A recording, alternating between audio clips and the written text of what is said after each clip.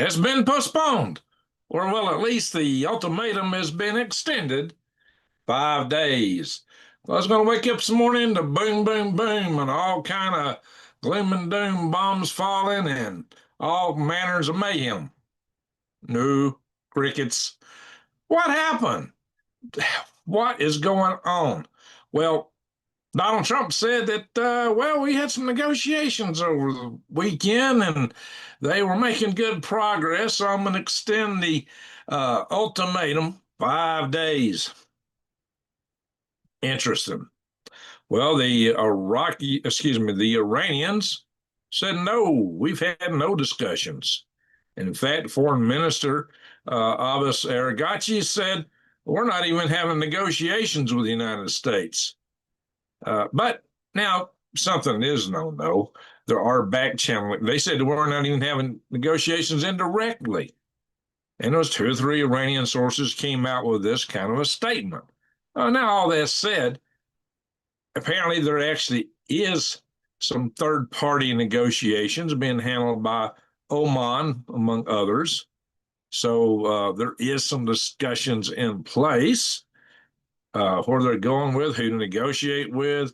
Well, Trump said we're not negotiating with a new supreme leader, but they're talking about this Speaker of the Parliament in Iran, and the United States and Israel both are speaking kind of like they're interested in him, like they like to see him as the leader. And maybe they'll negotiate with him. Are there some kind of indirect negotiations with this individual? Well, as Trump was talking peace and saying, hey, we may have peace within a week. The war may be over within a week, pending negotiations. Of course, Israel was striking and bombing at the same time. And you got to remember, what is this extension for? It's an extension against hitting the energy infrastructure, the power grid of Iran. It's not an extension against the general warfare that's been going on there. The power grid and the energy production facilities were kind of off limits while everything else is being hit. Well, everything else being hit apparently is still on limits. It's still turned on. Well, that's not funny. But anyway, so this is what we're looking at. It's a high strangeness. Now, the Iranians were supposedly laughing and say, "Ha, you backed out, you winked, you did it. Hey, we got a super chat. Thank you for that, Kerry. Much appreciated." All righty. So it's good to start out the night that way. Appreciate it. Well, the kitty cat, and my kitty cat's asleep right now. All right. So here's what we know. We know that probably, no, we don't know this, probably the Gulf Coast states really got to Trump and were complaining, says, look, they attack our water desalination plants and our grid like they promised, we're toast. And just like I said in that ultimatum video I put out, we're toast if this happens. 42 million people without water, without power, living in the desert, and the Gulf Coast states would be catastrophic. And they don't even have a good way to get out. So maybe Trump is taking 5 days to come up with some alternate plans. Maybe it's just a continuation of his bargaining style. Maybe it is just some other things. Maybe he's waiting on the 35th Marine Corps Expeditionary Unit to arrive. That is a possibility, but I don't know what they would actually have to do with pummeling a power grid. That's not the kind, they're more of a landing force and would be best used for actually landing on the island more than anything else. I'm going to try to put my chat over here and watch things a little closer. So a lot of questions about all this. Now, General Wesley Clark, retired, had been a NATO commander, came out and basically said that, hey, he urged him not to do it. He said, this could be a war crime. Hey, KP Heathen. He said, this could be a war crime. Don't go there. Don't do it. But I don't think Trump's going to listen to Wesley Clark. Now, Wesley Clark's a guy who put out several years ago, back right at around the time of 9/11, talking about there's a plan to take out 5 countries. They seem to be kind of getting there over the course of, a couple of decades, but we haven't got all the way there because North Korea is one of them. I have a hard time seeing us taking out North Korea, although I think little Kim may be a little bit worried about that. So that would be a very dangerous move, considering North Korea has been confirmed to have some very powerful intercontinental ballistic missiles and about 100 nuclear warheads. Now, we did put our missile site at Fort Greely, Alaska, and one missile, that interceptor missile, ground-based missile defense systems in Vandenberg Air Force Base, just one missile down there. I guess California don't merit as defense as much as the vast wilderness of Alaska. Of course, that's where most of the weapons would come. But with a 50% hit probability, 47 missiles against 100, not good math. It's not good math. See, we've not upgraded our missile defense while it's at the same time North Korea has been building missiles hand over fist. That's what we get when we contract something out to Boeing. Just like that Starliner they had, which was a catastrophe. Boeing has gotten too big, too bureaucratic for a company. So, yeah, a lot of issues with that. So, in any event, don't figure that our ballistic missile defense system, our ground-based interceptors, yeah, they could help, but they're not going to be able to take out everything if North Korea launches everything they got. Now, with the aid and assistance of SM-3 missiles, yeah, that could work. SM-3s are pretty good interceptors too. But we're going through them hand over fist right now in Iran. We've been playing whack-a-mole with them with the Houthis, and then we defended Israel with them on 2 or 3 previous occasions. So they're running low. Poor math. You're right. How you doing, Ransom? Good to see you in the house. All the sun. Cha-cha. Good to see you here. All righty. So these are all things we got to take into account, guys.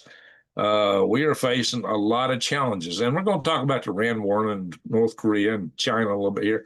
And then I'm going to kind of turn back and talk about this video posted today, which I think is probably the single most important video I've ever done. It's probably more important than all my other videos, my 1,700 videos combined. So something to talk about. This scenario I talked about there really concerns me. So we're going to touch on it a little bit tonight too. And I will expand on some other stuff. So we got a lot to cover tonight. But this whole thing with the missile defense, I did when I did the ultimatum video, I talked about threats, from this ultimatum, the results that might come out with it, kind of stuff Iran was saying they would do back. So I said there were immediate possibilities and long-term, things that are baked in. I didn't know immediately, there's threats. There's what people saying they're going to do. It doesn't mean what they're going to do. Like Trump didn't carry through with it. Could Iran have actually carried through with what they claimed? Could they have? Would they have? A lot of questions about this. That's why I said short-term possibilities. But the long-term situation is we've already got a lot of damage there. A lot of it's baked in, and it's not even all costed in yet, too. Well, I want to talk about that a little bit, too. So let's go straight to some of the we had an aircraft hit a ambulance. That's right. We got another super chat. I won't be posting much tonight this morning, but we'll be listening. That sounds great. Great. Thank you. Appreciate it, Carrie. Hey, I really appreciate the super chats. That really helps, especially it's a good way to start a night out. Thank you very much. So we really appreciate that here. Anyway, I don't plan to go as late tonight, so I'm starting a little earlier, trying to get through this. Because I get up early in the morning, it kicks my rear end to get up 3 hours after I go to bed. I do it over and over again, and then not get to sleep late on weekends. It's kicking my rear end, guys. So I'm trying to bring you guys this news, and it's a struggle sometimes. All right, especially when I do special features like I did on the Chinese bioweapon threat. So let's move on. Let's just talk about some other things here. But I'm going to do a share screen. I got to hit the right screens. Got to give everything in the right spot. Bing, bing, bing, bing. So first and foremost, we're going to start out with a little something that can help me and my channel and help you at the same time. Whoa, I'm hitting the wrong button almost. Oops.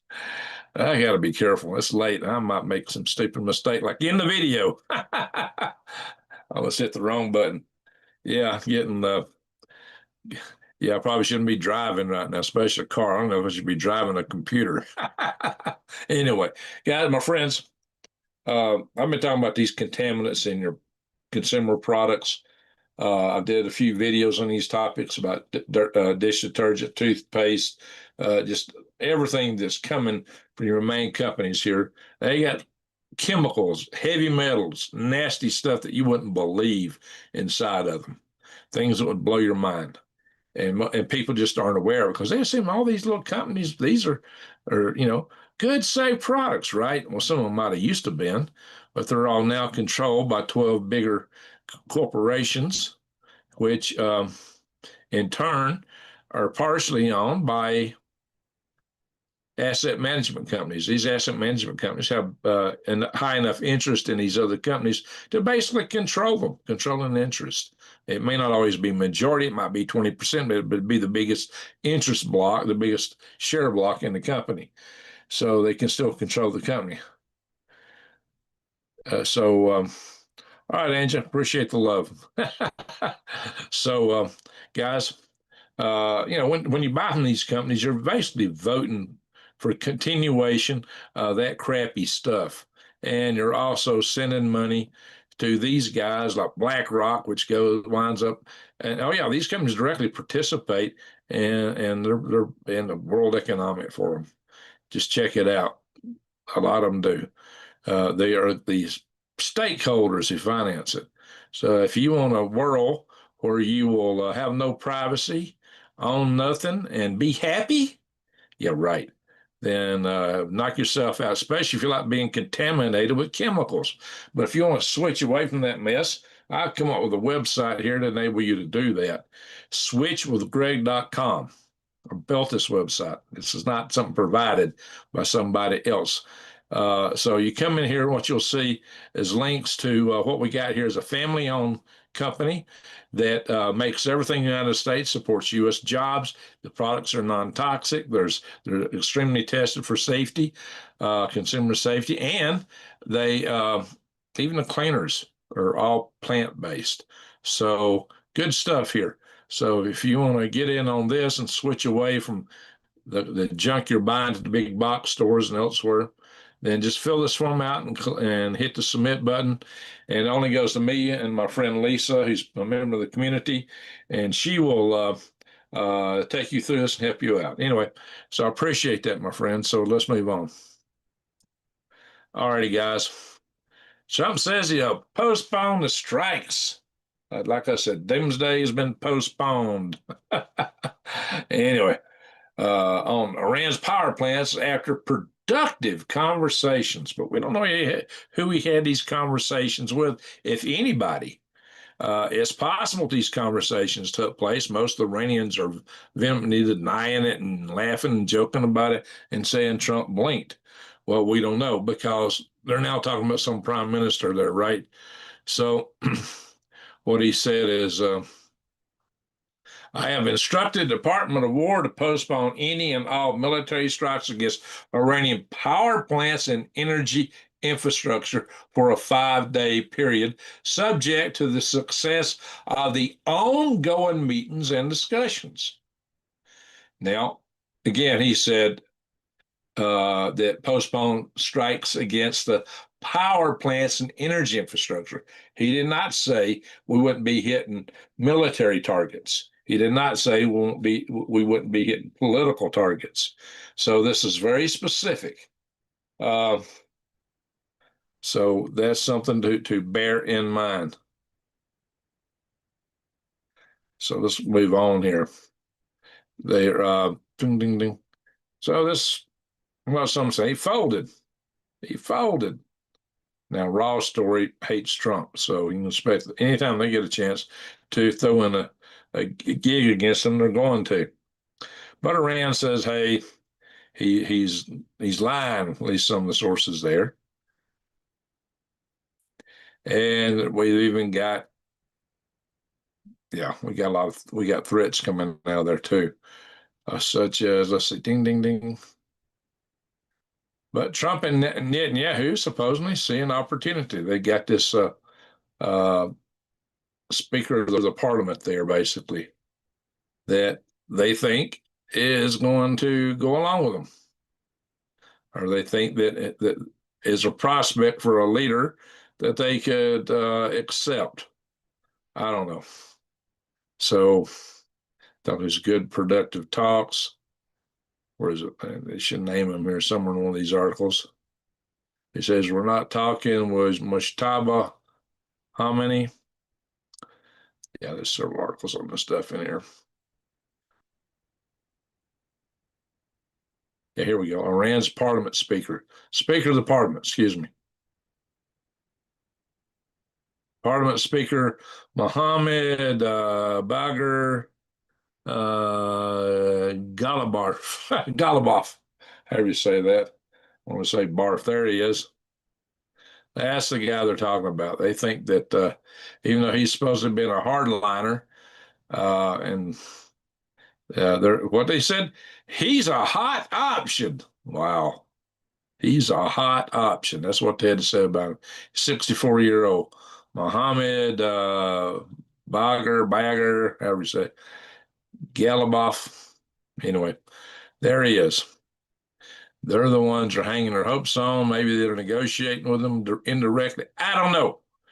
You know, right now it's a fog of war and a lot of hearsay. It's hard to say. Well, you could say taco for Trump, but boy, he just didn't chicken out on launching this attack.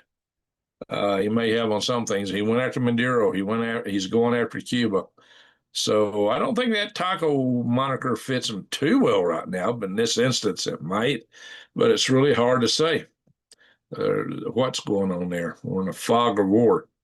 So Israeli Air Force targets Tehran as Trump claims these talks are productive. Yeah, so the attacks are still going on. The war is still pursuing. And now this come out that Iran's got a midget submarine that could steal the Hormuz Strait. You know, we knew they had torpedoes. We knew they had submergible fast attack boats, and they got the ones from the surface. The submergible ones are automated. So maybe that's similar to that midget submarine they're talking about. They got a lot of stuff that could take out the Gulf. The problem with the Gulf is that any one thing, anything that hits, if they got anything that hit any boat, the Gulf is effectively shut down because insurance companies just won't insure it, and boat captains aren't going to go through there. So, you know, with all the different weapon systems, here's the other thing. I think there's like 51 states in Iran or provinces, and the IRGC has been divided according to all 51 provinces so that when the central command is not available, either any of these local providential GRC commanders is authorized to strike and hit. Now, as the whole place falls apart, what are you going to do? Get all 51 of those guys to surrender? Are you going to go in and take out every 51 of them? Yeah, it's a mess where they've compartmentalized it. And it means that there's a lot of different sources that could be attacking the Strait of Hormuz, even if you think you got a peace deal. But Trump does have one potential ace card. He wants to take Carg Island. They didn't take out the energy facilities on Carg Island, but they supposedly blasted the heck out of and destroyed military facilities there. Now, we don't know if that means you really got all the military people. You might remember in the war betwixt the states at the Battle of Gettysburg, the biggest cannon fuselage ever fired on North America were fired against the Union troops up on Cemetery Ridge. And they thought they had hit them so hard there's no way they could have survived. And Lee commanded via Longstreet, who didn't want to go along with it, General Strait's forces to go up the hill. Well, to their great angst, they discovered that the Union forces had survived and totally decimated Strait's forces. So, the lesson in that being, you don't know for sure what you got there. You may think you totally decimated them. General Lee thought he decimated some forces, and he didn't. Those forces actually fell back during the fuselage. They moved away from the front line. And then when the cannon fuselage was over, they just moved back into position. And just kind of like hiding uranium. Okay, they're going to hit us. Let's move it to a deeper hole. So there you go. There are ghosts that come back to tell the story. Wow, I wouldn't doubt that. Imagine spending the night there on Cemetery Ridge or in that big open field leading up to it. I've seen it. It's a huge, big open field. And every strategist knows that you don't do a frontal assault on a big open plain, unless you're a Marine charging a beach. Now, Marines do that. That's why we in the Army used to call them jarheads. Yeah, it takes something special to be a Marine, I guess. Well, anyway, Cargill and Battlefield 3. But I would submit that taking Cargill first wouldn't be wise because Cargill's all the way up at the top of the Persian Gulf. I would think that they would first want to take Abu Masa and lesser and greater Ton Islands. I don't know how you say T-O-N-B, but that's a spelling. So I've heard it pronounced Tom or even Tum or like thumb. But anyway, I've heard them pronounced different ways. So in any event, that's the crazy thing about it. Those three islands are right there in the center of the Gulf, right in the traffic stream. If they're taken from those positions, you could set up a defensive perimeter, which would also cover for Cargill. Once you get that perimeter set up, then it's easier to take Cargill. Some people say, oh, no, there's no way we could take Cargill. I've seen a YouTube video there about that. I think that's hooey. I think the Marines could do it, especially if they're using the 31st Marine Expeditionary Unit and the 11th together. Now, the 31st Marine Expeditionary Unit should be there in a few days, maybe that 5-day window. But I don't know what they would have to do with the bombing of power plants. Nothing. That would have been Air Force, Naval type exercise. Although the 31st Marine Expeditionary Unit has F-35s on the USS Tripoli, quite a few. They have attack helicopters. They could wreak some havoc. They can fly longer sorties, longer mission times. Yeah, they could wreak some serious havoc. Absolutely. But I still figure they need to take and secure some of those near islands right there at the strait before they go in. And maybe they will. We'll just have to see what they're going to do. Angie, how are we doing there? Yeah, they're heroes. They're definitely heroes. Yes. My neighbor up here is a Marine. He's a good guy. Wouldn't trade him. I got the best neighbors in the world. All right, guys, so let's move on here. I just wanted to point, oh, yeah. This is Lindsey Graham talking about taking Carg Island. Lindsey Graham, he never seen a war or a battle he didn't like. Let's see. Note the Battle of, he compared the Battle of Jima. Obliterated, and they're running out of money. So here's what I tell President Trump. Keep it up for a few more weeks. Take Carg Island, where all of the resources they have to produce oil. Control that island. Now, here's the thing about Carg Island. Why take Carg Island? It's the ultimate leverage back on the Iranians. The Iranians have ultimate leverage on the Strait of Hormuz. But without Carg Island, they ain't got no income. 90% of the petroleum goes out through Carg Island. And that's how Iran funds everything. The petroleum is how they fund it all. So if you take Carg Island, they are out of business, basically. And so that's counter leverage against the fact that just any drone or anything they fire that could take out a ship in the Strait of Hormuz could do so. Having Carg Island might give them a leverage to control Iran in notion. If it don't, then nothing other than total obliteration will work. So Cargill might be the key. Now, the funny thing is, 36 years ago, Donald Trump said if he was president, he'd take Cargill. I kid you not. Is that strange? Is that a strange one? That I think that's highly interesting. In any event, so I'm not gonna play all Lindsey Graham. I can't stomach listening to this guy. He makes me queasy just listening. I want to run out of the room. Yikes. He's such a war hawk, but then he talks like something else. I don't know, guys. So this Trumpized climatic battle for Hormuz, he could give Iran a taste of their own medicine.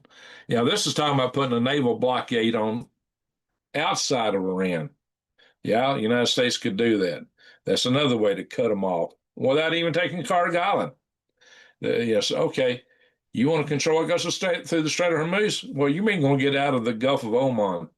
We will stop you. You're not going anywhere. And that would be, so the United States got a couple of levers it can play, and it may play them both.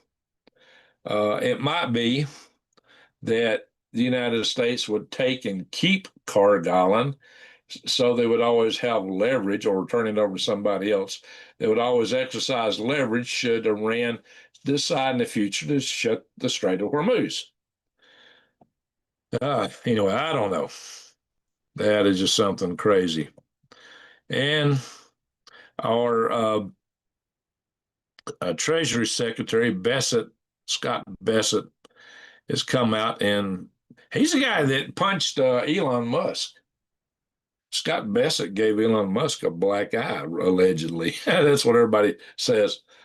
Now, Scott Bessent is also allegedly a little light in the loafers, but, he don't look and act it too much. He punched Elon, supposedly. That's interesting. I don't know, guys. That's interesting. But he basically said that hey, sometimes you have to escalate to de-escalate. Now, where have we heard that before? We've heard that from none less than the Russians. There's one of the Russian. What's the name of that Russian guy? He's always talking to escalate to de-escalate. He's always proposing that Russia use a tactical nuke on the battlefield to shut everybody else down and make them back off. Escalate to de-escalate. Now, Bessett's turned around and used the same language, which is highly interesting. He knows what he's saying. He knows the reference where that came from. Nate over in Canadian Prep talks about that guy all the time. Escalate to de-escalate. I know his name. I just can't think of it. Anyway, here's where our fleet is, guys. Let's see if I can blow this up. Sometimes I can. Yeah. Oops. Will blow up. Not today. It's not blowing up for some reason. Anyway, the USS Boxer is still a long way away from the Persian Gulf. Look at this. This is supposedly the positions today. It is a long way from the Persian Gulf. It's going to be, probably a couple of weeks before it gets there. Now, the USS Tripoli, it's getting pretty close. Yeah, I can be there within 5 days. The USS Ford is on its way back home because the troops, I guess, they've been deployed for a really long time, and they're doing crazy things like stopping up the toilets and setting the kitchen on fire, cause a lot of damage in the ship. How do you feed a ship crew when the kitchen's been burned out, part of it? So they got some problems, and some morale problems principally. You might remember that one of the admirals there in charge of the fleet didn't want to deploy the Ford. He said that those guys already had a low morale and they've been deployed too long. They had problems with a lot of the subsystems on there, so they're just all going nuts. I guess he knew what he was talking about because the Ford really hasn't made much of a play in this scenario. So yeah, it is kind of strange, and they're going back. There's George W.H.W. Bush is supposed to be on its way there, but looks like it's got a long way to go to provide another aircraft carrier. Abraham Lincoln's there. Now, when I was in the military, you knew darn well if you got in a combat situation If you went to war, you were supposed to tough it out. Normally in the Navy, I thought about joining the Navy. I really did before I went in the Army. I thought about it. But I was married at the time, and I thought 6 months out of sea at a time would be rough on the wife, the marriage. I want to go into Fort Greely, Alaska by myself for 6 months, and that did cause some marital problems. That's a whole other story. But in any event, um, all that said, um, if you're in a service like that, that you can get called up for any length of time, way away. So, Navy, Army, yeah, and I thought I was going to Iran in the Army. So you know that you can get called away, and you don't know when you're coming back. It can be years. So, that's to see a crew acting that way. It kind of disgusts me, to be honest. I find it really disgusting. I don't know what's going on there. So, if you sign up for the service, you should know you may have to serve beyond what you would normally expect on a day-to-day basis, because warfare is not day-to-day. All right, I'm not going to preach on that anymore. So, hey Chewy, how you doing? All right, is this article going to come in here or not? Yeah, here it is. It says leaving the Middle East amid the fight. They can't stomach it. And I don't know. I think some guys on that boat, they said a bunch of them are wanting to quit. I say put them in the brig. Oh, you don't want to be in service? You want to be out here? Okay, you can go somewhere else. The brig.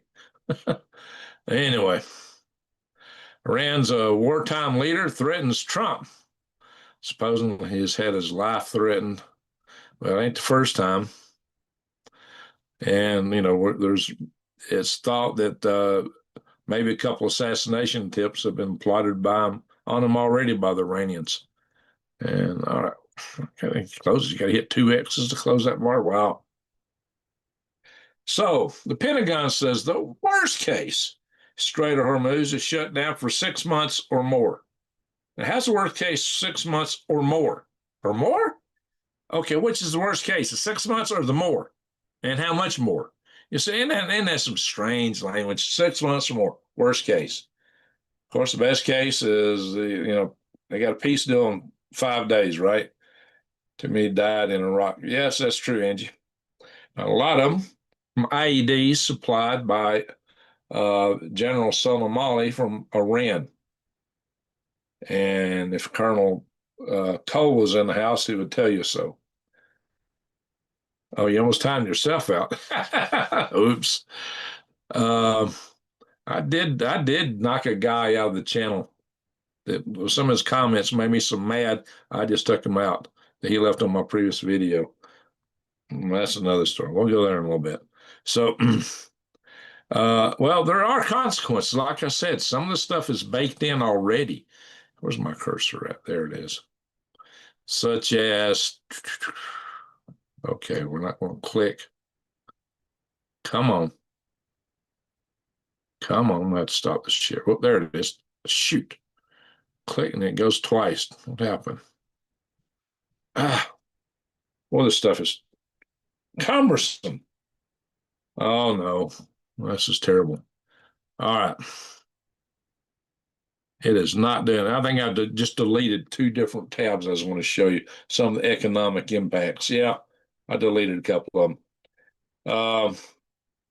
European industrial heartland, they're suffering from lack of materials already. Shoot, I had 2 other things that just got deleted there. Oh, well. I just want to show you some other economic impacts. Oh, yeah, helium. Helium is a big thing. One of the articles was on helium because the Persian Gulf is a major source of helium, and helium is used in electronics manufacturing. And I think it's going to have a big impact on it may even stop the AI industry because they're trying to build all these data centers, and they may not be able to build electronics for it. And this may also, Shaggy, war is, as General Lee said, war is hell. There's nothing good about it. But it may have been a preemptive thing in reality. It might have been inevitable. All that said,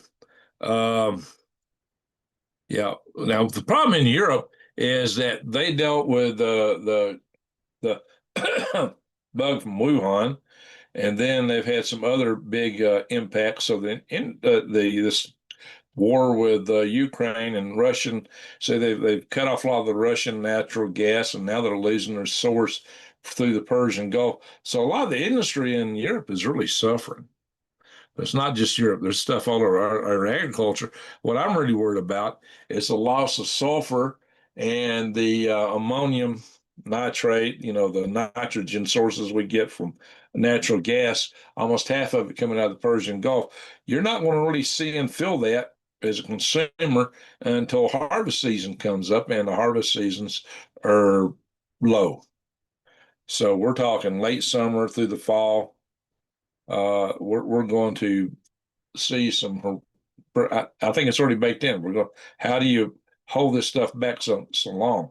Now, if this ends soon, we'll be fine. But 6 months from now, it's hard. Planting season, and we're way past that. We're in harvest season. All the crops are set. They are what they are. So 6 months or more would be catastrophic to farming. I would think, at least the price of food. It would really set it up. So, there's a lot of stuff baked in here, guys. It's a horrible thing, but I keep up with it also. Yeah, you got to keep up. And that's why we're here. It's because this can affect us at home, especially this thing with China I was talking about. And a lot of people don't seem to understand that. Here it is, Wesley Clark telling Donald Trump that bombing Iran's power grid he said, could be considered a war crime. Uh, well, it'll be a lot of interpretation going to that. He said this on News Nation, but I don't think, since he was a Democratic candidate for president, he's probably going to get the ears of Donald Trump. So I don't think Trump's going to pay any attention. Now, when he was running for president, one of his key staffers was George Whitesides.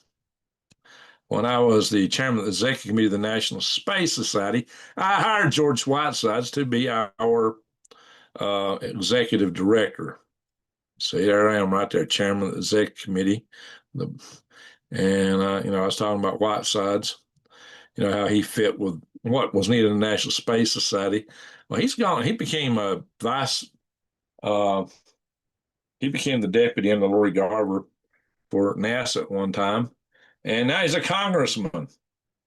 He's an unfortunate Democrat congressman, and he was a Facebook friend of mine. Probably saw all my conservative posts, and he bugged out. He is no longer on my Facebook friend list, which is fine. But yeah, I knew George way back then. But that's my connection to Wesley Clark. What in the world? Quit. Get out of here. Why you got two different ads you got to get rid of to see some things? And so I had this open, I had everything closed, but when you reopen it, it all pops up all over again. Sorry, guys. I had ad blocker going for a while, but ad blocker became a virus in itself in the end. Oh my God, I had all kind of trouble with the ad blocker. So uh, this is about the North Korean missiles. It says America is no longer in a sanctuary from North Korean missiles or cyber. And don't we know that, North Koreans have funded their program for years by stealing Bitcoin and other cyber crime. And now, of course, they're selling a lot of equipment to Russia, and it's really gave them an economic boost, and they turn everything back into their military. So just talking about some of the missile systems they got here, the Hwasong series, Hwasong 15 and Hwasong 17 missiles, range of the Hwasong 17 has a range of over 15,000 kilometers. It hit anywhere in the United States. Both the 15 and 17 can. They can hit just about anything in the United States, guys. So just something. Now that's confirmed. It's no longer speculative. Okay, are we going to advance again, or are you going to close 4 or 5 of my tabs when I'm trying to click you to advance? Yeah, I hate this. Trying to click the next tab, and it ain't doing jack. Oh, there we are. Yeah. And I was trying to close it or do something. Hang on. Jeez. Louise, this is giving me a nut. Uh-oh, tuck it out, tuck it out. Let's see if I can get it back in here. All right, I don't know. This ain't working like it ought to. Now talking about Cuba. This went in the wrong order, but I'm not going to try to move it because it'll just crash on me. So a lot of people say, well, Cuba's negotiating with us. Cuba's about to fall, but communist leadership in Cuba ain't quite ready yet. They're talking about they're preparing for a possible military aggression from the United States. Yeah, how well did that work for the Cuban forces when we took Maduro? We completely eliminated all the Cuban defense forces from Maduro. So I don't think Cuba's got much of a chance in that regard. I want to X this one, not just so because I seem to be hung up. All right, see, I'm way back in that stuff. Where was I? This is next. So Trump delays the Xi meeting, Xi Jinping, but he's banking on the idea that when they do meet, the outcome of the Iranian war will give him a lot more stronger leverage against Xi Jinping. Well, we shall see. It might, for negotiations, it might work, maybe. Now, China is busy building 100 J-20 stealth fighters just per year. Per year. They really stepped up their production rates. So they're saying their new production facilities, beyond the old ones, are larger than America's entire F-35 complex. So we got to watch out. And China is building destroyers. Oh, Lord, I hate these ads. They just fielded what's considered the world's two most powerful destroyers. So, they build ships way faster than us. But the United States has got something up its sleeve, too. We're going to roboticize our submarine plant. And with that, so we got a $900 million AI-driven automated factory for building submarines. We need to do this for ships, too. So there you are. We found a way to make up for our lack of skills that we lost when we outsourced everything and quit building things. So they're trying to go to AI and robotics. We'll see how that works. China's going there. Why don't we? We're a smaller country. We used to be the world's manufacturer, and we let China take that moniker away from us. All right, we're going to go to earthquakes. Well, I think we are. We got some big ones down here in the Tonga area. Look at that. Click on the outer circle. How do you pronounce it? EIA. EIEIO. Niafu, Tonga. 7.5. That's a big shaker. 7.5. We got some little thing here in Indonesia, off Japan. But guys, look at Alaska. And when I was here last time, there were a lot right here on the West Coast. I'm not saying all of them. I'm just zoom in a little bit.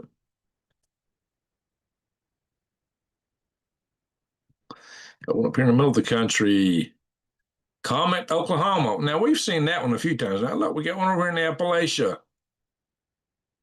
Dillsboro, North Carolina. I hope that's not where they had all the floods. We got this down here.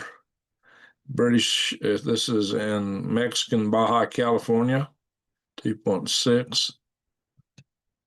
We got Ramon, California.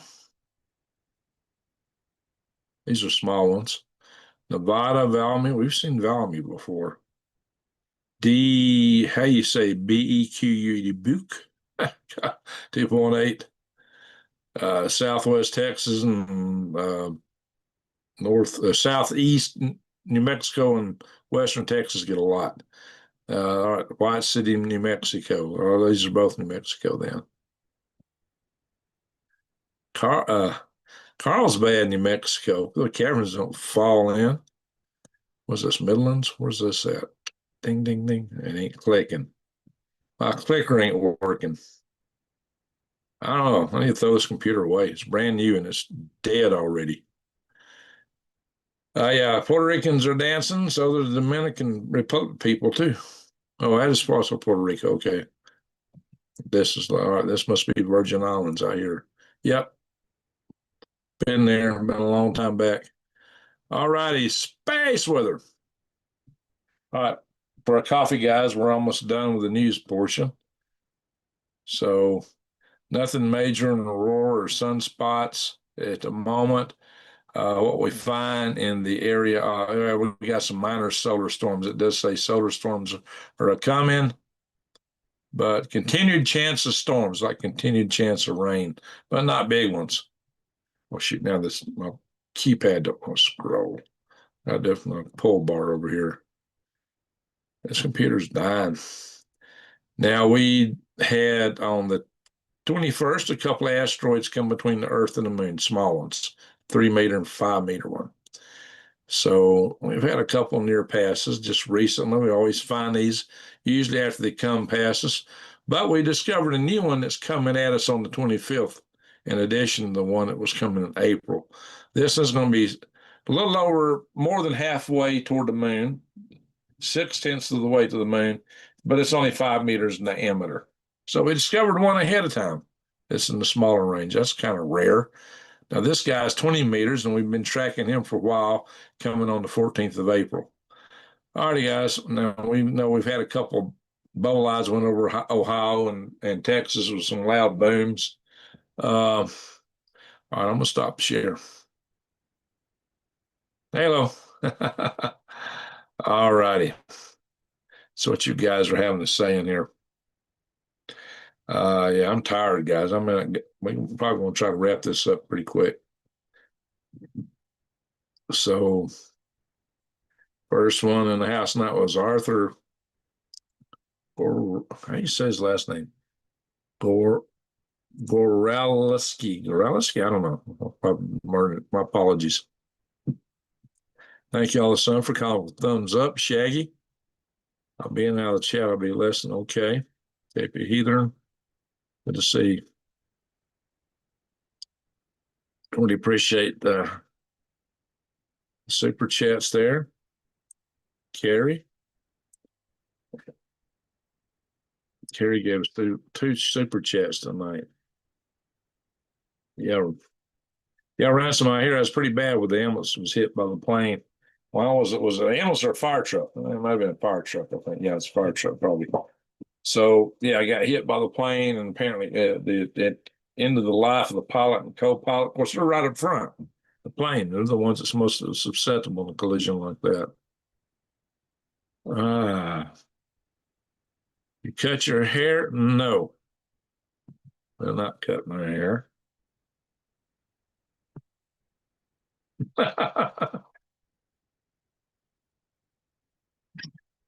All right, looks like heck, almighty heck right now, though. Oh, yeah, I want to talk about this China thing a little bit before we get too far into the chat. Yeah, it looks terrible right now because I had it all tied up. It's been hot today here. I was tied up, been real hot. Virtual tour of Carswell Caverns. Oh, that's cool. Thank you. I have to put my hair back up. It looks horrible today. Yikes. That's what cut my hair. No, I didn't cut it. A lot of times I do put it up. I'll do it again. And it's all squished up. Been hot today. So, Fort Bragg, hey, empty mess kit. What's going on at Fort Bragg? I was stationed there once upon a time. What's happening to the 82nd Airborne? I hear they've been supposedly activated, but I hadn't heard anything about a deployment. But it only takes a few hours for the 82nd Airborne to get somewhere. Unlike the Marines on those amphibious assault ships, it takes them weeks, but the airborne can be there in hours. So what's the word on that? What is the word empty mess kit? Good to see you in the house. Greg, yeah, that's why I'm not going to go too long tonight. Kind of tired tonight. Rebecca Aldridge, the Iran war is a pivot to Venezuela and U.S. energy. The Gulf has had many blockades, and the world wants to find a steady supplier. Russia's supposed to be that steady supplier, but no more. Yeah, Russia fell in disfavor with some folks, due to their incursions into Ukraine. Let's see, Angie, I am right by a big closed power plant. Titusville. Oh, Titusville. Yeah, I used to go down that way a lot. You ever go to Dixie Crossroads and have the rock shrimp? I bet you have, Angie. You had the rock shrimp at Dixie Crossroads. Is Dixie Crossroads even still there? I've not been in there a long time. It's got to be. It's got to still be there. Explosion oil refinery. That could be sabotage, but the oil refineries can also go boom. You got a lot of explosive stuff. Uh-oh. What did Wizards say that had somebody? Oh, yeah, that. Let's see. Nuclear can't spell. Well, heck, George W. Bush couldn't pronounce it. Nuclear. How do you say it? Every now and then I might say it that way, especially when I'm tired. It's late. Pictures to prove it. Marines are heroes. Hey, Hoppy Hiker.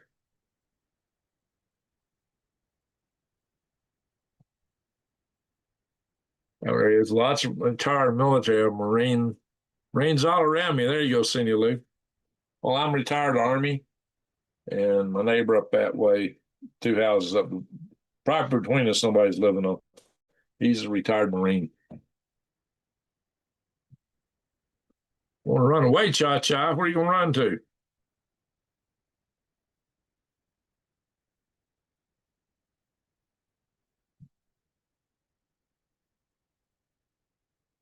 Current played Battlefield 3.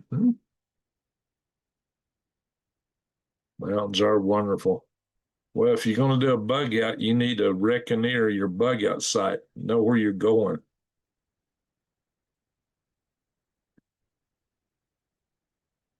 Well, Shaggy, as long as you're not near Fort Greely or Elmendorf Air Force Base or Allison Air Force Base, you're probably safe. Probably my old base is probably the #1 target in Alaska now since it's got missile defense. So I hate that. It's a beautiful place there. I'd hate to see that place get nuked. I almost thought about, I was thinking about staying there and homesteading. There was an opportunity to homestead near the Robinson River. When I was driving out and saw what the Robinson River looked like, I thought, oh my God, what am I doing leaving?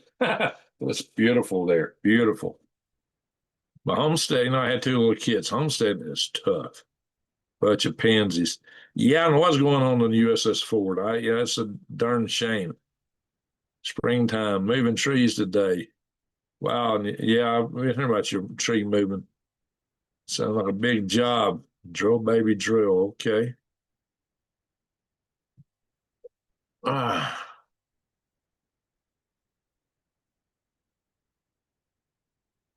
Well, I follow. Just want to be prepared. Yes. Well, I'm bringing the information here. Well, there's a big name. What is this? And let's see all that. And resist bleached chicken sandwich. I can't even say that. What's up with the FCC banning routers with major compromise? I think maybe some of them have been breached by China. I don't know, or somebody else. Hey, New Days, good to see you in the house. Pardon me, guys. Yeah, like I said, I tried to start this early and get done early. It takes me at least an hour after I finish the video to really get everything wrapped up. Thank you, New Days, for posting Switch with Greg. The ones by me are fracking. Okay. Ransom. I love it there. I grew down there. Where was this at? Oh, you were in around Titusville.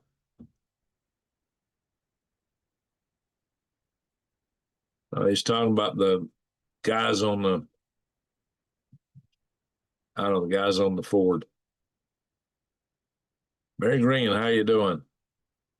Let's have one back up through here. Uh, oh yeah, so you're saying yep? Is that yep? Till you've had rock shrimp? 50% white hair. Well, you're a young guy, Ransom. I know I'm near Elm, Greg. Okay. You're near Elmendorf. Okay. Gotcha. Gotcha. You can hear them taking off, then you're pretty close.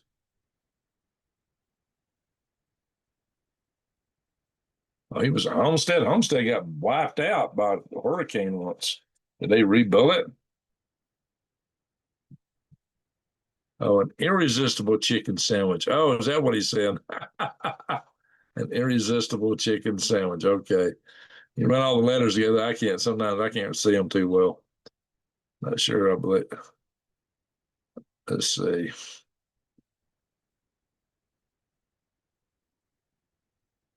Oh yeah, those little rock shrimp taste kind of like lobster.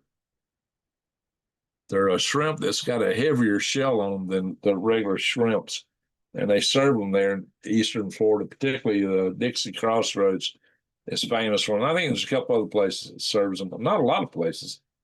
There ain't many places that serve rock shrimp. So it's possible the Ford was hit by Iran. Fires a cover story. Well, it was not that club. I got hit by the Houthis. It wasn't the Red Sea. Hollywood was white. Andrews, okay. You was a senior in high school. Wow. What was I when that happened? What year was that?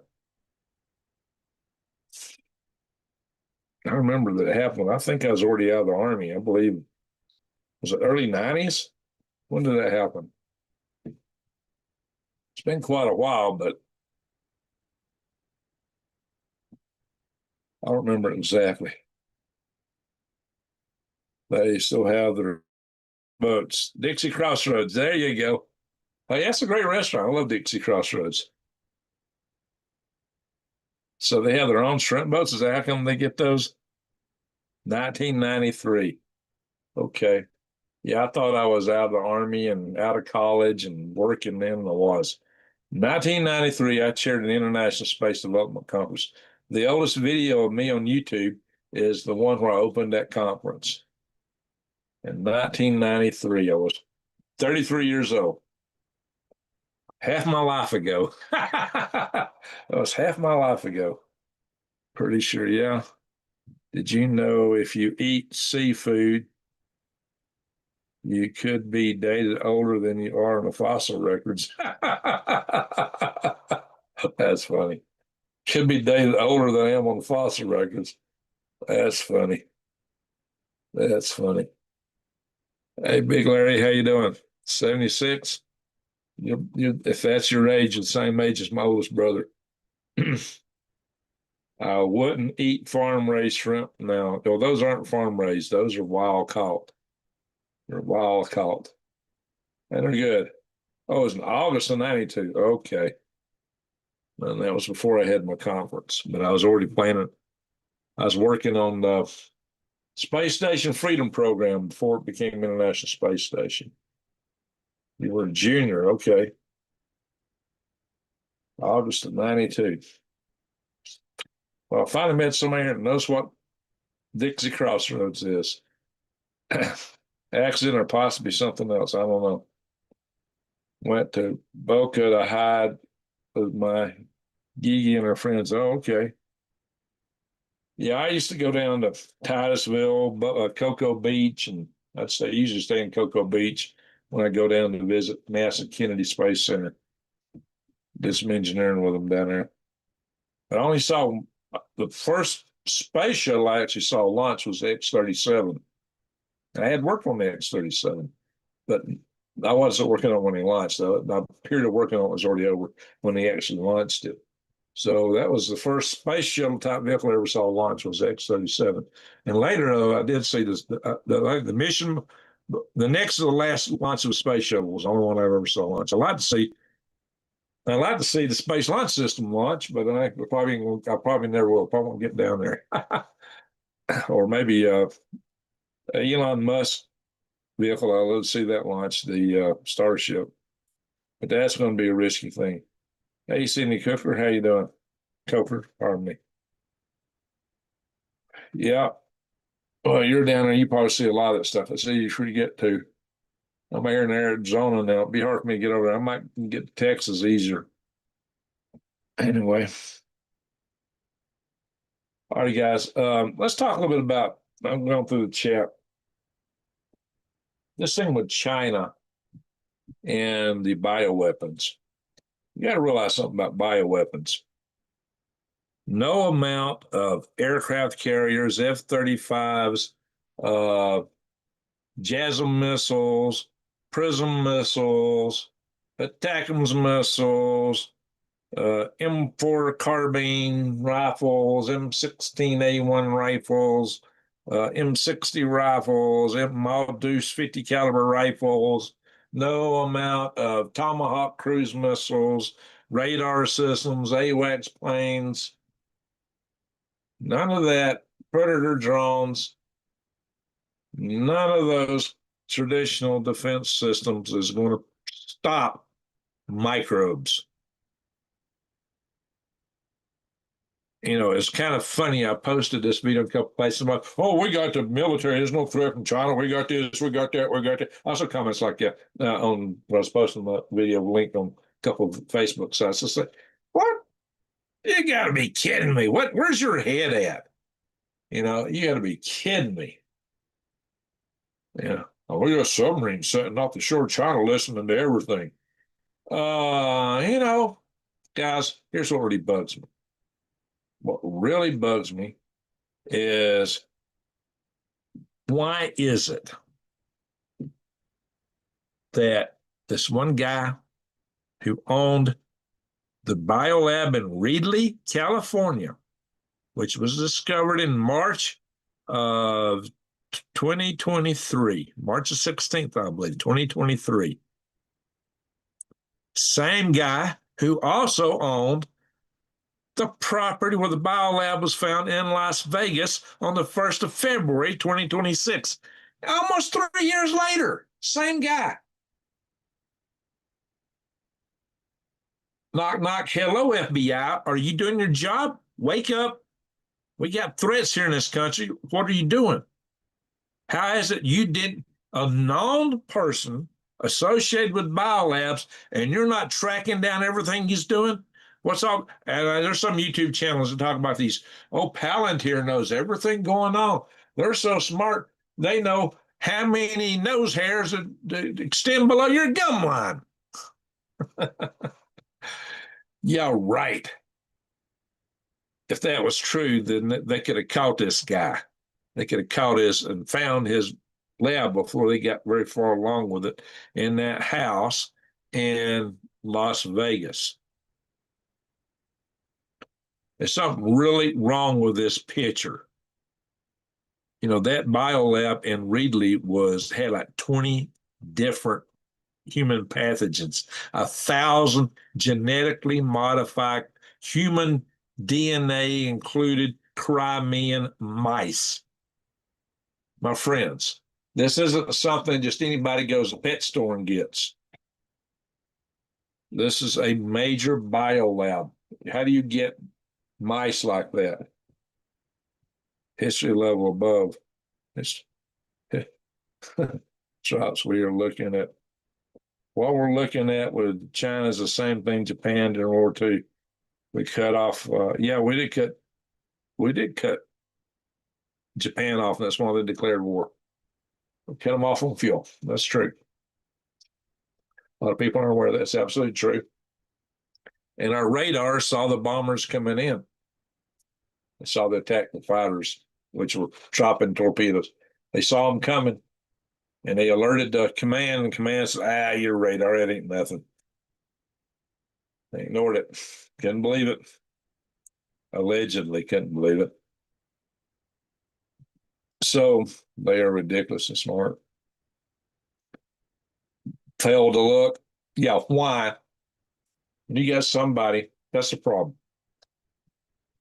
What's the first line of defense for biosecurity in this country? It's investigating anybody who might be suspicious that might be a threat with respect to biotechnology. So we've already found 2 Chinese biolabs right here in the US of A. We have caught on 3 different occasions university professor type researchers sneaking illicit biologicals into the United States. Now, those are more plant-based, crop-based stuff. If you wipe out our food system, no good. We get seeds from China all the time here in the United States. So far, they've been nothing on any of them. Well, when's the day going to come that suddenly, everybody gets complacent about, well, it's just the same old stuff.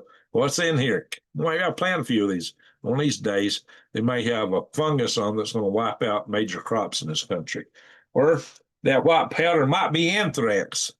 So you're going, what's this? Looks like sugar. Let me taste it. Yeah, and then you're going to be doing a funky chicken. Do not open seed packs from China if you didn't. Anything you didn't order, don't open it. Don't open it. Well, Pete Hegseth cut Harvard off. Biolab owner. Is he CIA working for him? Got his name here somewhere. Let's see. No, he's Chinese. He's Chinese. Let's see. I got his name here. Give me a second.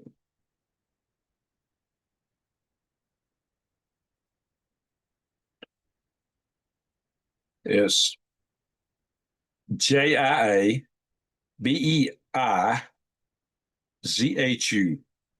Jiabeizhu. I don't know how you pronounce that, but that's the guy's name on both properties. So stuff's all heirloom.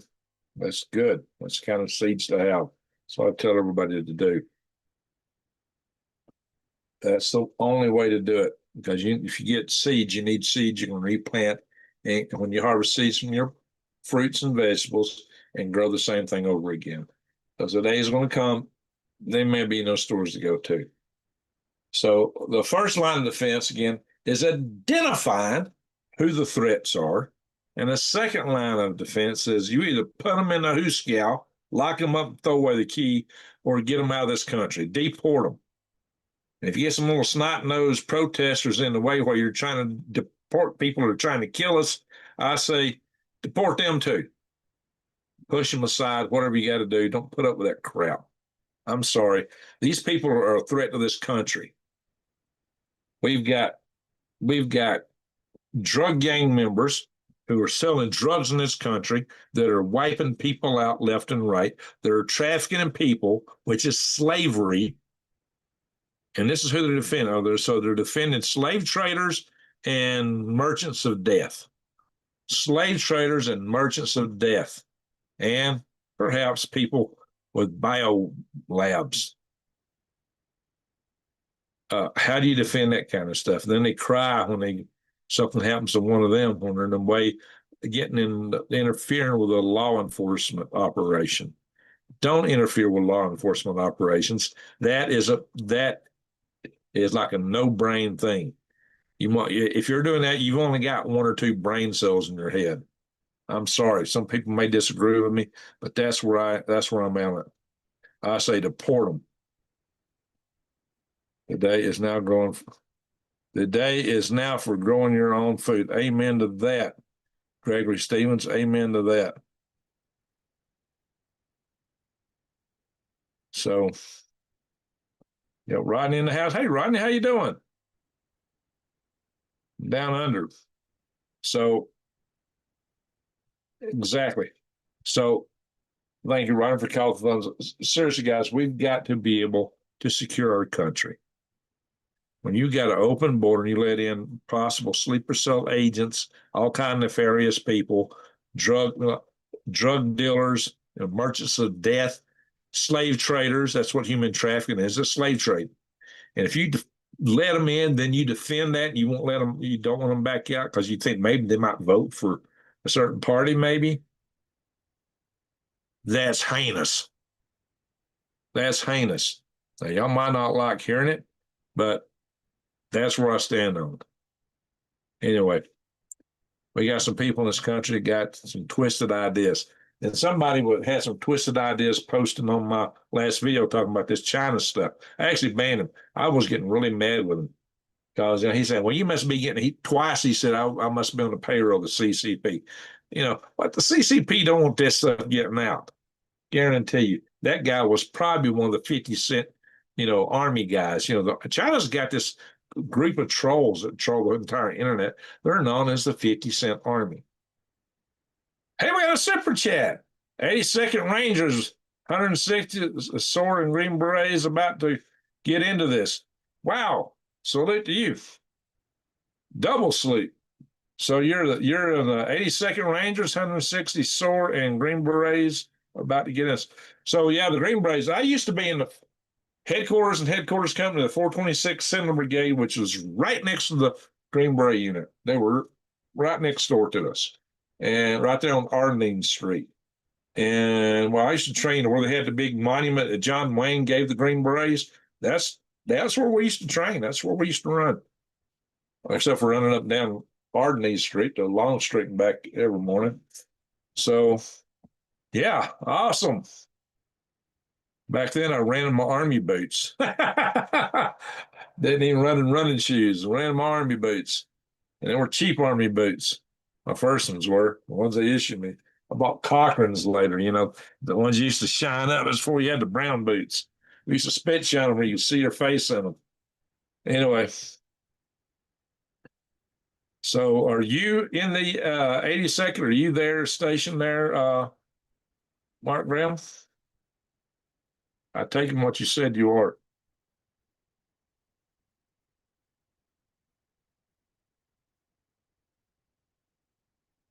And what do we know? I'm looking for some intel. They are moving, planes heading, leaving the bases. Okay. There we got it. They're on their way. We used to have a guy come in here named Old Fort Bragg. He used to kind of monitor that stuff for us. Thank you. Well, you're always welcome, more than welcome to come in here and tell us about what's going on. You're not in yourself. Okay, but you're seeing this. Yeah, if anybody can come in here and tell us what's going on, I'd like to hear it. Thank you for the super chat. I really appreciate that. See you, Shelley. All right, so about to do our egg guess, and we're going to call it a night. We've been on for 72 minutes. My dad was Army. He said SOS was the best show. Oh, I loved SOS. Heck yeah. Stand for something on a shingle, except something's 4 letters. It ends at it and starts with shh. This gravy was ground up sausage in it, put on a piece of bread. And I grew up eating gravy and biscuits, so that was the closest thing to what I grew up on. So I loved it when I was young. I loved SOS. All right, let's see. Let's see if anybody's in the house that might have put a donation into my donate button on my website. Not tonight, not yet. Okay. So at any event, we're going to call it. Oh, Rodney, thank you. Appreciate that. Coffee time. Thank you, Rodney. Much obliged. We got some good super chat activity tonight. We're going to do the egg guess here in a minute, and we're going to call it a night. But I said the first line of defense on biologicals is we need to find these people and get them out of the country. We may not find them. But second line of defense is you keeping your immune system up. And then if this stuff is going down, maybe keep some distance, especially if we get into a war with China, or if you think they're about to attack. If they're going to do a surprise attack us, we may not know. Some of this stuff could have a long incubation period. That's dangerous. I am planning to build. Hey, we got another super chat. Thank you, Drops. Whatever. I like SOS even today. It's good. It's good stuff. Heck yeah. So appreciate that. Thank you. Good stuff. SOS. Yeah, a little sawmill gravy and some biscuits. Hey, I used to make good gravy myself. Biscuits. I learned how to do it when I was a kid. My first wife couldn't even make it as good as I made it. Yeah, I made good biscuits and gravy. But yeah, on a shingle, that's on a piece of white bread, loaf bread. That's what you got in the Army. You didn't get a biscuit. You got the gravy, sausage gravy on a piece of white bread. We called it SOS way back. You got me there. Okay. So thank you, Jason, for calling for the thumbs up. I appreciate all you guys. So I got a few eggs today. Let's do the egg guess. Go. Guess now. How many eggs we got? Do do do do do do do do do do do do do. Yeah, we're about to give it. We're about to call it a night here. How many eggs we get tonight? I've got to get out of here before too long. I got to hit the hay, guys.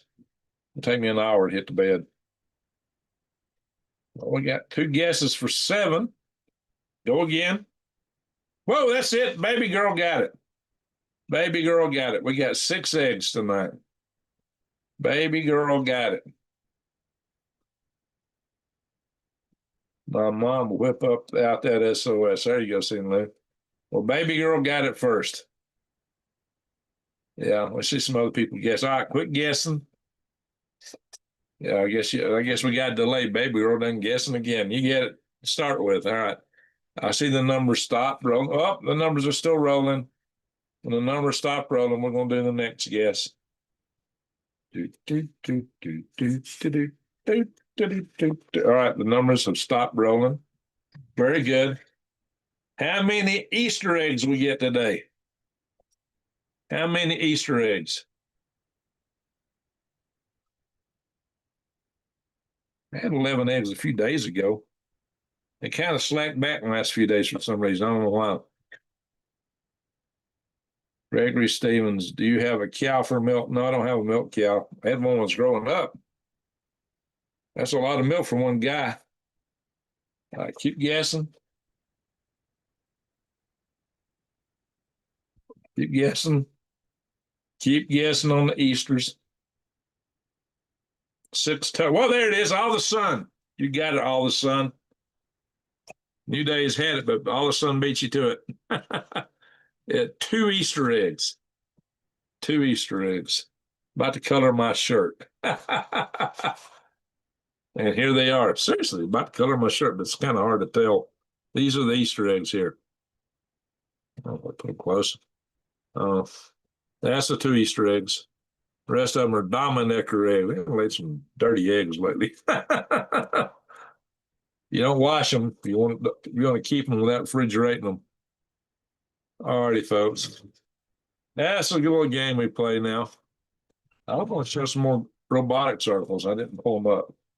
Apologies for that. There's some interesting stuff going on in robotics.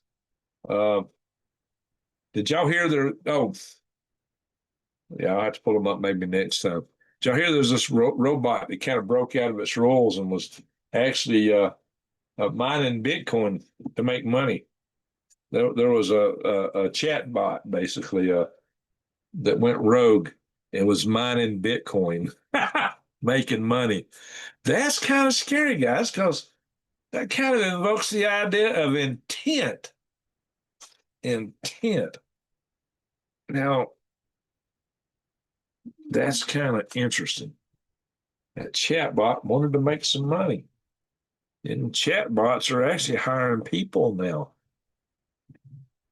They got where AIs can hire people. That's really scary. Because I always thought our safeguard was, well, at least they don't have arms and legs and they can't get them to do anything to you directly. Well, they can hire somebody to do it. That's a scary thing. Hopefully there's some safeguards in that system. Oh yeah, telling me to do something was an order, not a request. Hello, Space Girl. How you doing? Hello. And rocket from a balloon and off we go. All right. Uh, we've had a good night here. Appreciate everyone. Uh, so, back to this whole thing with the Chinese. This is something to take serious, guys. It's a real threat. That concerns me more than anything. And for this reason, uh, I'm glad I live on a homestead. If you live on a homestead, you can isolate yourself to some degree. I'm planning to do this universal habitat, and hopefully everybody else can start doing them one day. And what I want to do is where the air output will be at the top of the greenhouse portion, I want to circulate it back around to recycle it. And then I want to add algae tubes to it to scrub the CO2 out of the air and produce oxygen. Uh, Algae tubes, that's what I'm planning to do, blow air through them. Every male in my family served. Lost my uncle that served in World War II last year. When my dad was in World War II. His dad was in World War One. My older brother was in during the Vietnam era, but he didn't go to Vietnam. I've had uncles in the Korean War, Vietnam War. Uh, my great granddad was born during the war between the states, and when he was about a year or two old, the Union troops went through and burned all the houses where he was at in the mountains of North Georgia, not slave territory. There was just mountain yeoman people. What's up, kitty? You gonna get my pretty shirt dirty? If you don't claw it. If you don't tear it up clawing it. Usually when you put them down, they claw everything. This is Spunky. Chewbacca. All right. No, cha-cha. All right. My uncles and dad. So I've had family in every war that's ever been fought in America. My son was in the second Gulf War. And I had a nephew in the first one. And my great grandpa, who was born during the war between the states, had three brothers that were fought for the Confederacy. Something like Lieutenant Dan, yeah. So I thought I'd have some notion I had to die in the war. Yeah, babies, what's up? Yeah. Okay. So there you have it. No, I never had any great notion that I had to die in the war. So far, a few of my ancestors had some close calls, and one of them actually did die. Come think about it, I did have on my mother's side a direct ancestor that was in the Confederate Army. He died of disease. He never actually saw action. That's the biggest killer. That was the biggest killer of troops was disease. He died. He got sick and died. Got a disease.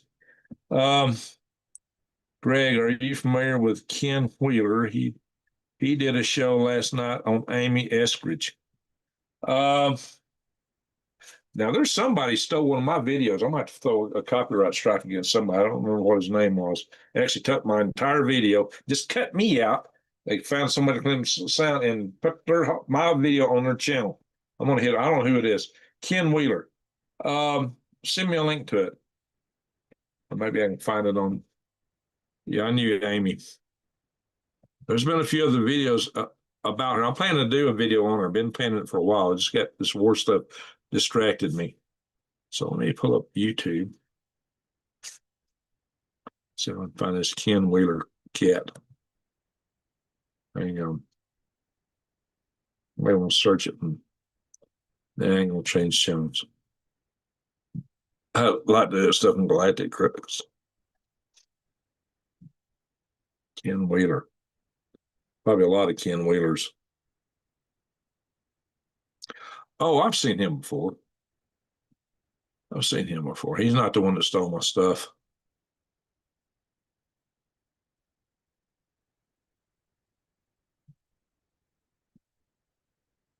Yeah, I've seen his channel. Uh, all right. Grandma's side was Canadian, lost 6 out of 7 brothers more. Wow. Angie, Army, mom's dad in Second World War. Yep, Army. Your mom's dad. Might have been your mom's dad, but my dad was. Yeah, I'm probably a little older than you. Yeah, family on both sides during the war between the states. I had a family. One of my direct ancestors was up in Kentucky. He was where the Tug River goes into the Ohio River. He actually married a so-called French girl from what's called the French Strip on the other, on the Ohio side.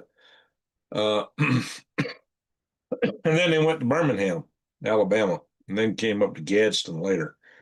They went down to work in steel mills, but died in 36. That's a long time back. So, yeah, my great granddad Stewart he was up there in that area, and so he had a whole bunch of brothers and sisters, and there was a huge family of Stewarts up there. So probably some of them fought for the North. It was probably a family divided against itself. I don't know for a fact on that. I've got my great grandfather wrote a lot. He was quite a prodigious writer. He would write some for the local paper, and he did write a lot of family stories, but he didn't really extol on the war part of it. You know, they weren't too far from the Hatfields and McCoys. Now, I had a friend um, named Spence Hatfield, and he was actually directly related to Devil Anse Hatfield. So, how about that? My dad served in the Air Force, was a mechanic on P-38. I was talking about P-38s just yesterday, I think. P-38. There you go. Yeah, P-38 was a heck of an aircraft. It was a heck of a fighter craft. We had a little attachment that went with our dog chain when I was in the Army. It's just a little folding aluminum thing that you could cut up your C-rat cans with. And we called those P-38. Since everything is MREs now, new troops don't get them. But if you get the Tinker Swiss Army knife, you got the most reliable can opener in the world right here. It's kind of like a P-38, but a lot more durable, and it won't wear out like those little rotary can openers. Canned food lasts for a long time. That's a good thing to have. Get you a Swiss Army knife, mostly Dutch Swede. Uh, I got a first cousin on my mom's side who did the 23andMe, and we knew we had like some French ancestry. We knew we had this. Well, guess what? It must have been from the Northland in France, because all the ancestry come back like 100% Nordic. 100% Nordic on my mom's side. And given my dad had Scottish ancestry, most of that was probably Nordic too. That's what I'm saying. I'm probably at least probably a little better than half Viking. You might not expect that from somebody in the South, but it happens. Yep, still have those Swiss knives. There you go. Yeah, the Tinker knife is a nice knife because it's compact. You can put it in your pocket and carry it easily, and it's got tons of tools. This nice little multi-tool. I told everybody my three favorite knives. I mentioned this the other night was a bolo knife because it's a multi-tool too. I use it as a shovel. I would dig with it. I would chop trees with it. I never carried an axe or hatchet when I went camping. And clear brush. It was, a self-defense means. So it was a good multi-tool bolo knife. It's heavier duty than a machete. You couldn't be digging with a machete, but you can dig with a bolo knife. And I would tend my fires with it. So it was a very versatile multi-tool bolo knife. I got my first bolo knife when I was 12 years old, and I still have it. And that's the one I used for years and years. I bought one since, but it's not used it like the one I have from way back then. Uh, and I got a Marine Corps K-bar. And I got some knives that Rodney made. They're great knives. So check them out, guys. Rodney is a master knifesmith. So I don't know if you see him on Facebook. If you're on Facebook and friend him, he posts a lot of his pictures of his knives. And if you go back to some older videos, I've shown you guys some pictures of some of his knives. He does excellent work. So I'd be carrying those with me too. So I got keychains, size Leatherman. Okay. So I got the Viking ancestry or something, Nordic anyway. Viking was more of a profession. That was your Sea Raiders. Probably had some of that too. What's up, kitties? What's up, babies? Anyway, so I think we've gone long enough. We've been 89 minutes for almost an hour and a half. Uh, hey, I want to thank all you super chatters. Salute to each and every one of you. And I want to thank, we had about 4 super chatters tonight. I want to thank you, mods, for keeping the channel clean, and New Days for posting links. So I'll single her out. And he is a fire lover. Oh, Lord, fire lover. Was a B-52 crew chief during the Tet Offensive. Wow. Wow. Okay. That's interesting. How you said Bots check. I can't even say that name, but that's interesting. B-52 crew chief. Well, B-52s have been around for a long time and they're still getting action.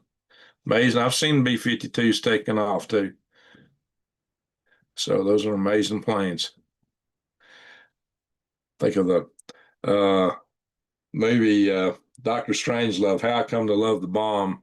Every time they showed the B-52, they'd play kind of a marching version of Johnny Comes Marching Home Again.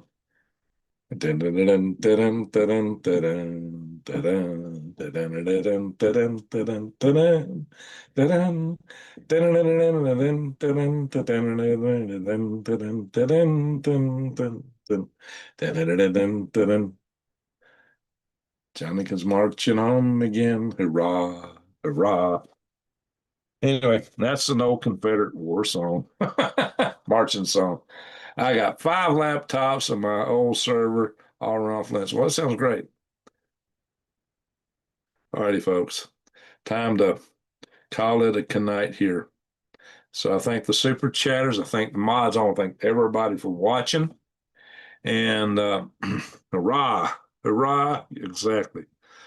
And I want to thank guys, seriously, Major Kong. Some movies took some funny names, right? Major Kong. It's like King Kong. Yeah, Slim Pickens got mad at Kubrick because he thought that he was playing a serious role. He didn't realize there was a comedy. And he was made to look like a buffoon. He was so mad at Kubrick, he'd never work with him again after that. And yeah, a few people got mad at Kubrick. He wasn't the only one. And darn, he nearly killed what's his name, Peter Sellers. Peter Sellers is having heart problems, and Kubrick really pushed him. Anyway, guess that was my grandpa. There you go. By the way, I knew Frederick Ordway III really well, fairly well. He was a friend of mine. I had a beer with him like about a week before he passed away. I got video of me and him on the same stage, by the way, and even though Whitesides I mentioned earlier, and Burt Rutan all on the same stage. What's up, Cat? Anyway, so my friends, uh, yeah, Frederick Orway III was the science director for 2001: A Space Odyssey, and so it's kind of funny. I've known people that know a lot of people, including, I guess, they say you're 6 people away from not everybody on Earth. I'm probably 2 or 3 away. Just I say it because I knew Hugh Downs. Hugh Downs is called my house. Buzz Aldrin's called my house. And Hugh Downs knew Baba Wawa. And Baba Wawa interviewed every world leader back when she was alive and on TV. So, yeah, I'm, 3 people away from at least just about everybody, probably. Small world. Anyway, hey, I want to thank everybody for being here again. Please, this platform has been stumping me for a long time, stumping me out for 3 years. I'm flat, no growth, flat. They unsubscribe people every day. 10 to 12 people a day get unsubscribed. And I know that a lot of these are you guys. Dr. Strangelove is a wild movie. Wildly fun. That's true. That is true. So Peter Sellers he was fantastic. What an actor. What an actor. He was one of the best actors there ever was. Anyway, so please share my videos. Comment below when I post it. After I post it, maybe comment somebody else's comment. Thank you, Angie. Appreciate that. Ms. Gulf Coast, CA June Prepper, CA June Prepper. Uh, Gulf Coast, is that like California June Prepper? What does that stand for? Uh, Black Forest Dramatic. Yeah, black. Hey, I love a Black Forest chocolate cake. Anyway, I used to go to a German restaurant in Huntsville called Old Heidelberg. They had a killer, almost triple chocolate cake called the Black Forest. So that was something. Anyway, yeah, I knew a bunch of the old Germans too from the V2 team. Let's see, I don't always get your notifications. I've been turning on. Yeah, you just have to look to see when I've been on. A lot of times, just go back and watch your video. Because sometimes, yeah, they don't like giving notifications. You have to go back and look. So I post 42 million acres of unused land in America that could be converted into gardens and farmland. Yeah, our lawns. You watched some old videos, haven't you? That's what I used to talk about. I used to talk about that. So we got enough lawns in this country to feed the entire country over several times over. I have talked about that. You've watched some old videos. I used to talk about that a lot. Surely you got that from old videos, right, Chris Smith?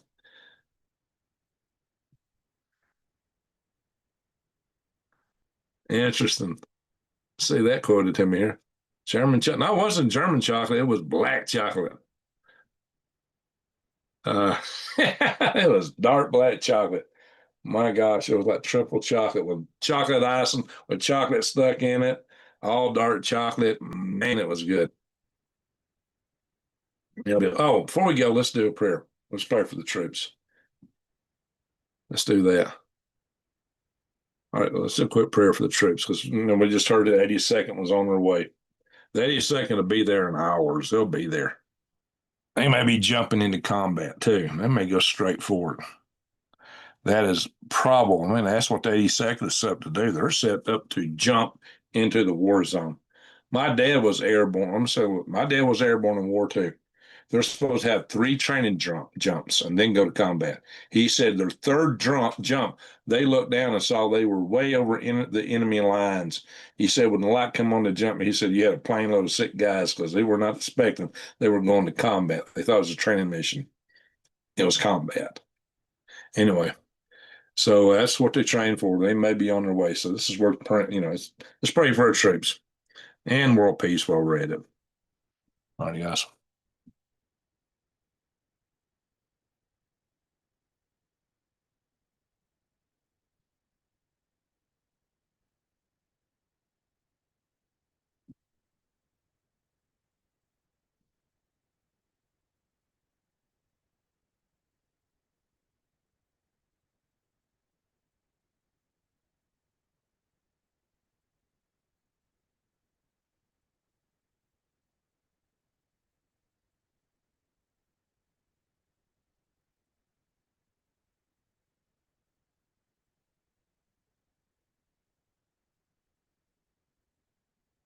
Amen. Amen. Guys, pray for a quick conclusion of this war because it's going to have a lot of unintended consequences. And the sooner it's over, the better. Let's hope it's quick and let's hope that Iran won't be doing any nefarious stuff after it's over. Let's hope that the people in Iran get freedom. That's the main thing. So, and then other than that, just be as prepped as you can get. My friends was a ranger broke his collarbone on a tree. Ouch. Yeah. Hey, I've been in the Womack Army Hospital at Fort Bragg, and after a major jump, and just see the guys coming in. It didn't come out too well when they were doing that, especially a night jump. Oh my God. And some of them come down in trees. Some of them be banged up pretty bad. Anyway. Yeah, drops. I don't think it's going to be over too soon. You ain't telling me nothing. I've already talked that. But I can always hope and pray, right? Hope and pray. All righty, folks. Please, higher power. That's right. That's right, Angie. All right, folks. Again, thank everybody for watching. Super chatters, mods, and everyone. So I've already said it 2 or 3 times, right?